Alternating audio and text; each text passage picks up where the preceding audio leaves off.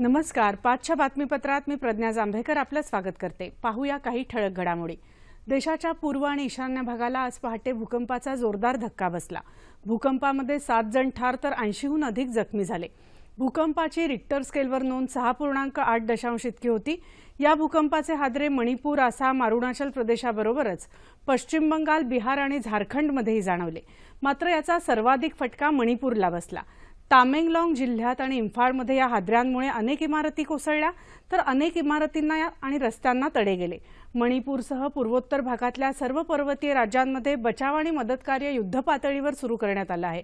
लष्कर आणि हवाई दलाचे जवान, राष्ट्रीय आपत्ती निवारण दलाच्या तुकड्या तसंच स्थानिक यंत्रणा या कामात सहभागी झाल्या आहेत.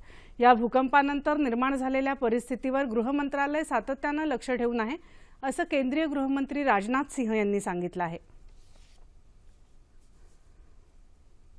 पंजाबमध्ये पठाणकोट इथं हवाई दलाच्या तळावर आज सलग तिसऱ्या दिवशी स्फोट आणि गोळीबाराचे आवाज येत राहिल्यानं तिथली शोध मोहीम अजूनही सुरू आहे. या भागातल्या एका इमारतीमध्ये 2 दहशतवादी लपले असल्याची शक्यता असून त्यांचा शोध घेण्यात येत असल्याची माहिती हवाई दलाच्या प्रवक्त्यानं दिली आहे. मात्र या तळावरची सर्व शस्त्रास्त्र पूर्णपणे सुरक्षित असल्याची माहिती हवाई दल आणि एनएसजीच्या अधिकाऱ्यांनी दिली.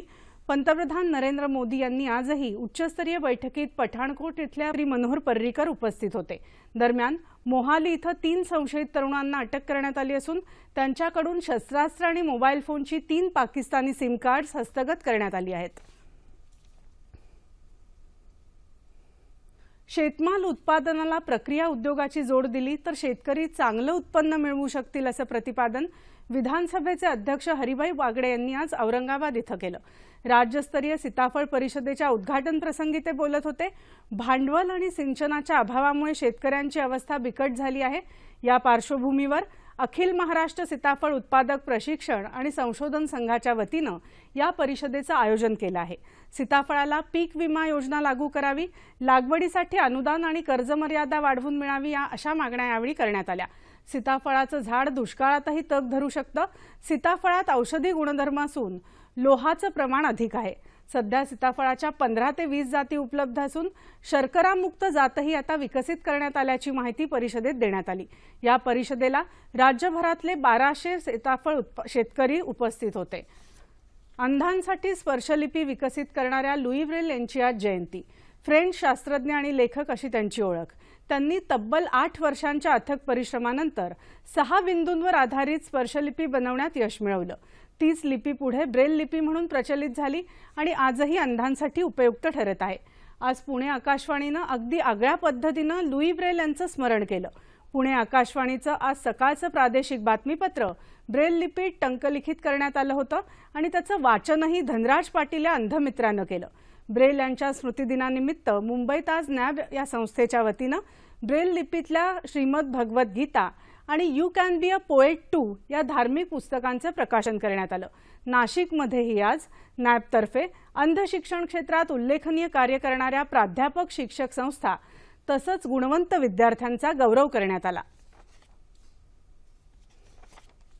भारतीय क्रिकेट नियामक मंडळ आणि IPL प्रशासकीय मंडळ ही 2 स्वतंत्र स्वायत्त मंडळं असावीत अशी शिफारस न्यायमूर्ती लोढा समितीनं आज सर्वोच्च न्यायालयात सादर केलेल्या आपल्या अहवालात केली. मंत्री किंवा सरकारी कर्मचाऱ्यांनी मंडळावर कोणतंही पद ग्रहण करू नये असंही या अहवालात सुचवण्यात आलं आहे. क्रिकेटमधल्या सट्टेबाजीला कायदेशीर स्वरूप द्यावं असंही या अहवालात म्हटलं आहे. IPLच्या प्रशासकीय समितीच्या अधिकारांवर मर्यादा, खेळाडूंच्या संघटना स्थापन करणं, एका राज्यात एक क्रिकेट संघ असावा, तसंच खेळाडूंनी आपली कमाई मंडळाकडे जाहीर करावी यासारख्या विविध शिफारसी या समितीनं केल्या आहेत. क्रिकेटमधले घोटाळे आणि क्रिकेट प्रशासनाच्या हितसंबंधांमधला संघर्ष यांना आळा घालण्यासाठी गेल्या वर्षी सर्वोच्च न्यायालयानं ही समिती स्थापन केली होती.